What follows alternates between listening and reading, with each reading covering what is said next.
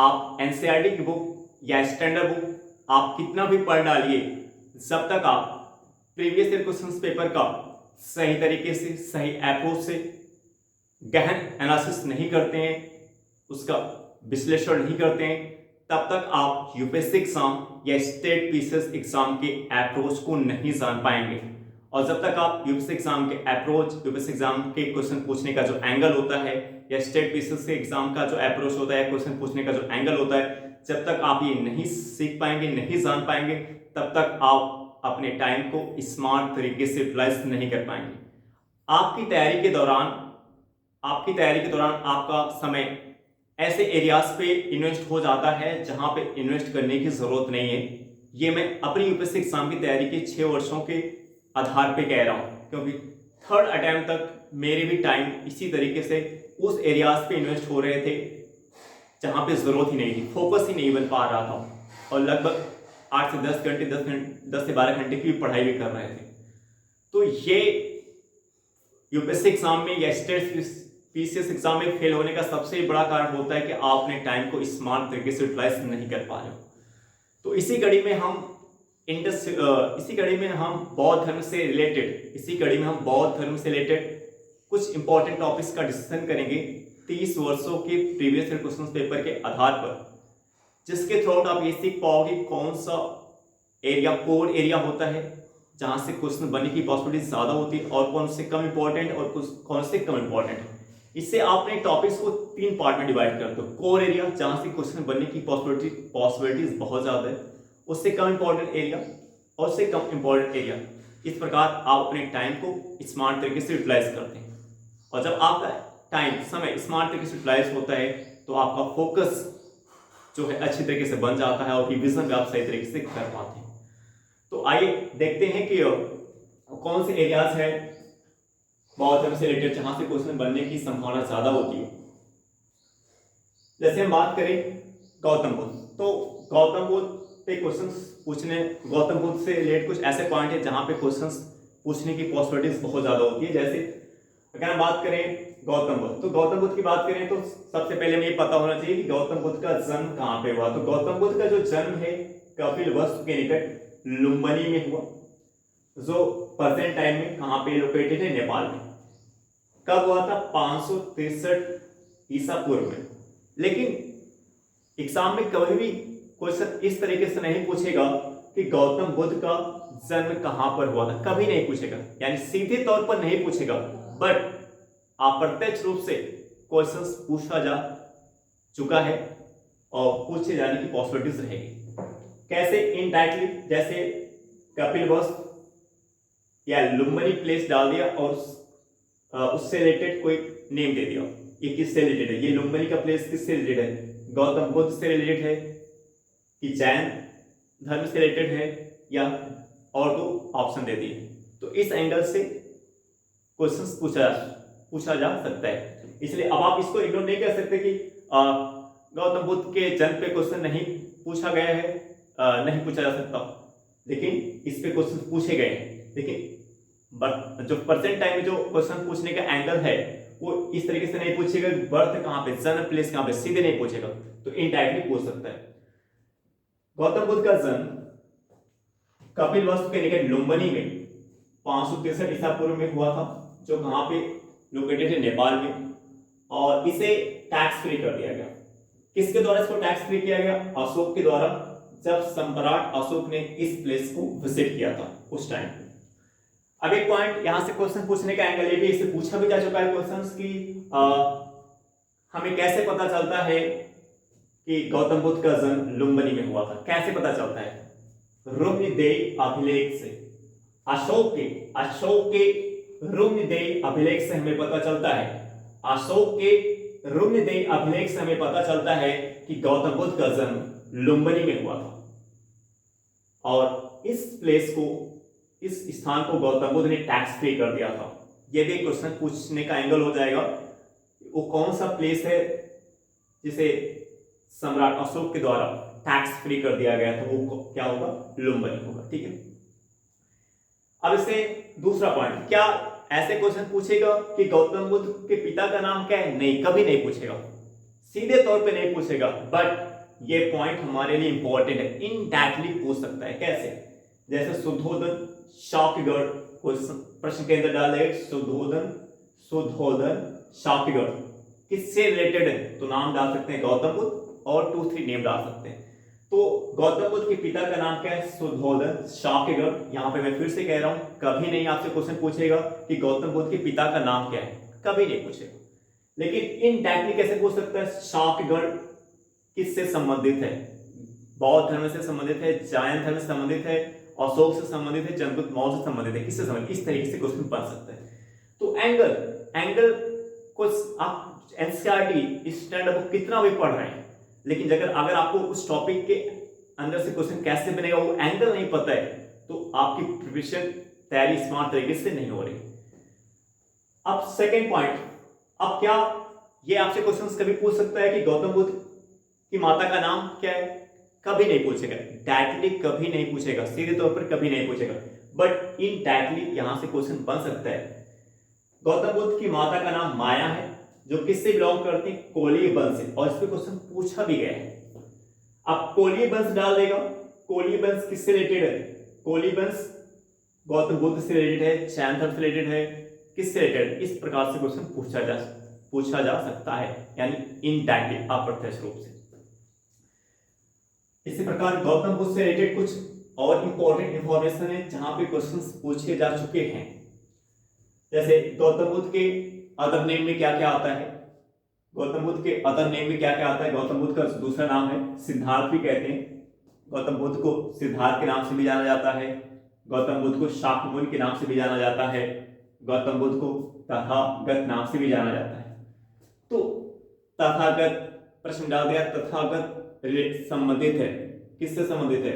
जैन से संबंधित है, बौद्ध से संबंधित है, अशोक से संबंधित है, चंद्रगुप्त मौर्य से संबंधित है, किससे संबंधित है?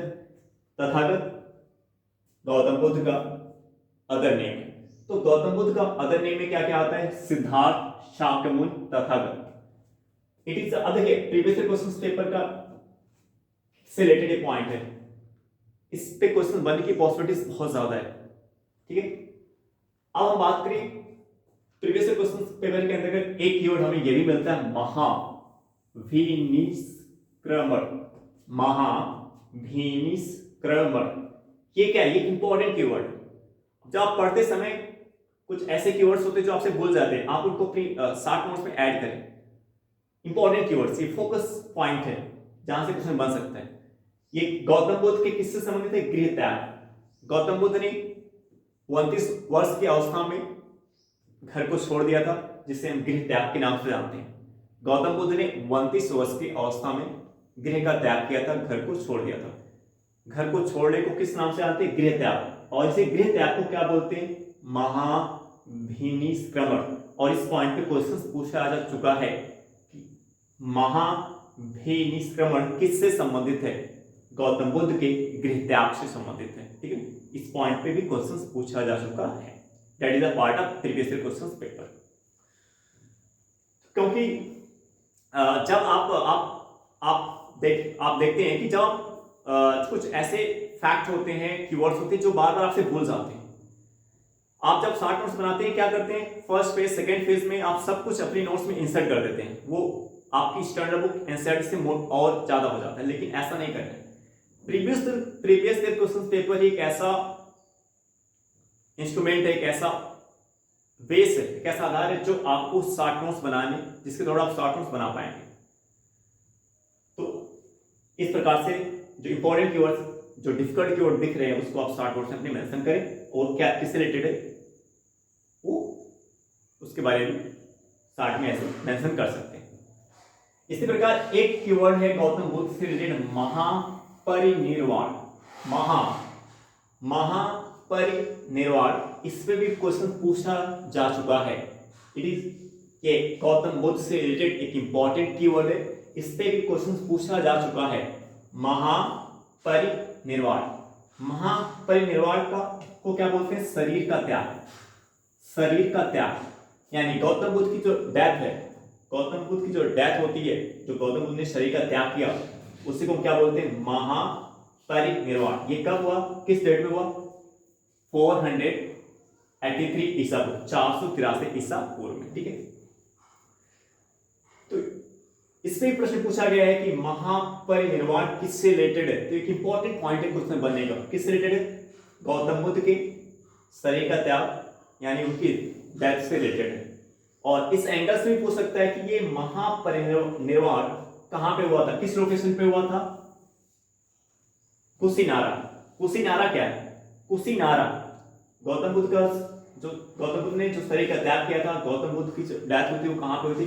कुशीनारा में हुई थी। कुशीनारा क्या है? मलगढ़ राज्य की राजधानी।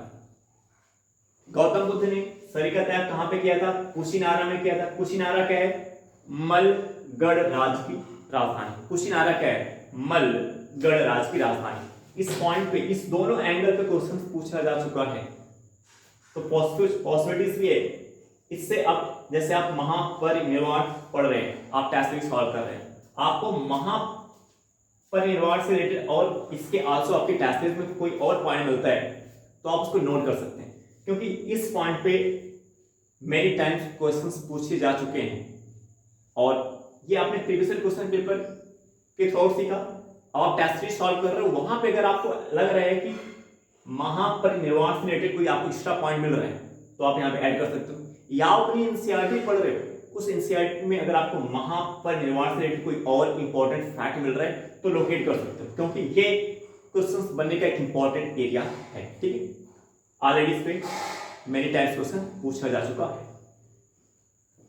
इसी प्रकार एक इंपॉर्टेंट कीवर्ड्स गौतम बुद्ध से रिलेटेड है निर्वाण। इसी प्रकार गौतम बुद्ध से संबंधित एक इंपॉर्टेंट कीवर्ड है निर्वाण। निर्वाण ये क्या होता है? सांसारिक दुखों से मुक्त। सांसारिक दुखों से मुक्त को क्या बोलते हैं? निर्वाण कहते हैं। इस पे भी प्रश्न पूछा जा चुका है, इस पॉइंट पे भी क्वेश्चन बन चुका है। सांसारिक दुखों से मुक्ति, सांसारिक दुखों से मुक्ति पाने को क्या बोलते हैं? निर्वाण बोलते हैं। सांसारिक दुखों से मुक्त पाने को क्या बोलते हैं? निर्वाण बोलते हैं। और गौतम बुद्ध को ये कब हुआ? गौतम बुद्ध को सांसारिक दुखों से मुक्ति कब मिलती है? जब गौतम बुद्ध को क्या हो जाता है? ज्ञान की प्राप्त हो जाती है। गौतम बुद्ध को सांसारिक दुखों से मुक्ति कब होती है? जब गौतम बुद्ध को किसकी प्राप्त हो जाती है? ज्ञान की प्राप्त हो जाती है। और इसी को क्या बोलते हैं? निर्वाण बोलते हैं। क्या बोलते हैं? निर्वाण बोलते हैं। ठीक। अब लोकेशन, एक एंगल क्वेश्चन पूछने का ये भी है कि लोकेशन यानी गौतम बुद्ध को ज्ञान प्राप्त निर्वाण कहां पे हुआ? इस पे भी मेनी टाइम क्वेश्चन पूछे जा चुके हैं। बोध गया में गौतम बुद्ध को ज्ञान प्राप्त कहां पे हुआ? बोध गया में। तो ये इस पॉइंट पे क्वेश्चन मल्टीपल टाइम पूछे जा चुके हैं, तो अब इस पे क्वेश्चन बनने की पॉसिबिलिटीज कम है। लेकिन अगर आपको बोध गया से रिलेटेड जहां पे गौतम बुद्ध को ज्ञान प्राप्त हुआ था, आप टेस्ट सॉल्व कर रहे हो, एनसीईआरटी पढ़ रहे हो, स्टैंडर्ड बुक पढ़ रहे हो, अगर आपको कुछ एक्स्ट्रा एडिशनल पॉइंट आपको बोध गया से रिलेटेड मिलता है, गौतम बुद्ध से जो संबंधित है, तो यहाँ पे ऐड कर सकते हो, क्योंकि इस पे क्वेश्चन पूछा जा चुका है और फ्यूचर में क्वेश्चन दूसरे एंगल से बन सकते हैं। जैसे एक इंपॉर्टेंट कीवर्ड है निरंजना नदी। अब फ्यूचर में जो क्वेश्चन बनने की संभावना है इस रिवर्स पे, एक इंपॉर्टेंट कीवर्ड है क्वेश्चन बनने का फ्यूचर में, कि गौतम बुद्ध को जो ज्ञान की प्राप्ति बोध गया में हुआ था, गौतम बुद्ध को जो ज्ञान की प्राप्ति बोध गया में हुआ था, वो किस नदी के किनारे लोकेटेड है? यानी आपका जो बोध गया है वो किस नदी के किनारे लोकेटेड है? निरंजना नदी। इस पॉइंट पे बार बार क्वेश्चन पूछा गया कि गौतम बुद्ध को ज्ञान कहां पे प्राप्त हुआ? बोध गया में। लेकिन इस पॉइंट पे अभी क्वेश्चंस वन टाइम पूछा गया, लेकिन कम ही पूछा गया है। ये कैसा कीवर्ड है जिसपे क्वेश्चन अभी कम पूछा गया है, वन टाइम पूछा गया है, लेकिन ये कैसा इंपॉर्टेंट कीवर्ड है बोध गया से, जो फ्यूचर में क्वेश्चन जहां से बन सकते हैं। गौतम बुद्ध को जो बोध गया में ज्ञान प्राप्त हुआ था वो किस रिवर के निकट हुआ था? वो बोध गया किस रिवर के अलॉन्ग लोकेटेड है? निरंजना नदी। और इस निरंजना नदी का वर्तमान में किस नदी के नाम से जानते हैं? फाल्गु। तो फ्यूचर में इस पे नहीं पूछेगा, लेकिन इससे रिलेटेड ये जो पॉइंट है निरंजना नदी, फाल्गु नदी, इस पे क्वेश्चन बन सकता है। फाल्गु नदी इस निरंजना नदी का वर्तमान नाम है। आधुनिक काल में निरंजना नदी को किस नाम से जानते हैं? फाल्गु नदी के नाम से जानते हैं। आधुनिक काल में यानी प्रेजेंट टाइम में इस निरंजना नदी को किस नाम से जानते हैं? फाल्गु नदी के नाम से जानते हैं। यानी फ्यूचर में इन 2 पॉइंट पे क्वेश्चन बन सकते हैं, इंपॉर्टेंट कीवर्ड है। आप अगर टेस्ट सीरीज सॉल्व करेंगे तो वहां पे टेस्ट सीरीज के अंदर ये पॉइंट आपको ये पॉइंट तो बहुत कम देखने को मिलेगा, बट ये 2 पॉइंट्स देखने को मिल सकते हैं क्योंकि क्वेश्चन बनने की पॉसिबिलिटीज यहाँ पे ज्यादा है। इसी प्रकार आप एनसीईआरटी स्टैंडर्ड बुक से रिलेटेड या टेस्ट सीरीज सॉल्व कर रहे हो और बोध गया जो गौतम बुद्ध से रिलेटेड, जहां पे गौतम बुद्ध को ज्ञान प्राप्त हुआ था, इससे रिलेटेड कोई और फैक्ट आपको एक्स्ट्रा मिल रहा है तो वहां पे ऐड कर सकते हो। यही तरीका होता है पढ़ने का। तब आप उन फैक्ट पे फोकस हो पाते हैं जहां से क्वेश्चन बनने की पॉसिबिलिटीज है। अनर्गल फैक्ट को पढ़ने से आप बच जाते हैं। ठीक है, तो कुछ ये पॉइंट्स जो आपने देखा गौतम बुद्ध से रिलेटेड है, जो 30 वर्ष के प्रीवियस क्वेश्चन पेपर के बेसिस में आपके सम्मुख रखा है। और भी गौतम बुद्ध से रिलेटेड और भी इंपॉर्टेंट टॉपिक्स हैं जो मैं दूसरे पार्ट में डिस्कस करूंगा, क्योंकि अगर मैं अभी डिस्कस करूंगा तो वीडियो काफी लंबा हो जाएगा। ठीक है, आई होप दैट ये वीडियो आपको समझ में आया होगा। अब हम आपसे नेक्स्ट वीडियो में मिलेंगे। Okay, bye.